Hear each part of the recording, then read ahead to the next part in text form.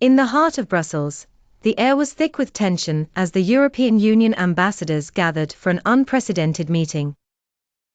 With a unified resolve, they had made the decision to refuse further engagements with Sergei Lavrov, the seasoned and often controversial spokesperson of the Russian Ministry of Foreign Affairs. This marked a significant shift in the diplomatic posture of the EU, one that was not made lightly. For months, whispers of Russian interference had circulated through the corridors of power in Europe. Allegations ranged from meddling in elections to cyber attacks, and each claim seemed more audacious than the last. As these concerns mounted, so too did the frustration of the EU states, leading them to this pivotal juncture. The ambassadors, representing a vast array of nations with differing priorities, stood united in this moment of firmness against what they collectively viewed as an overreach by Moscow. The speech that followed was nothing short of incendiary, as the ambassadors took turns castigating Russian policies. They highlighted a pattern of aggression, one that they argued was becoming increasingly untenable in the modern world.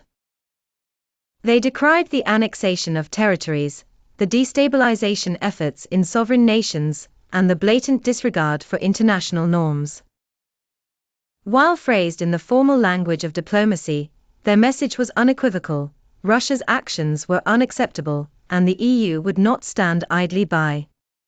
This decision to isolate Lavrov did not come without its risks.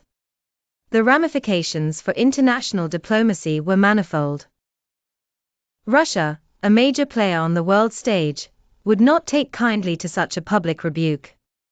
Questions arose: would this lead to further estrangement?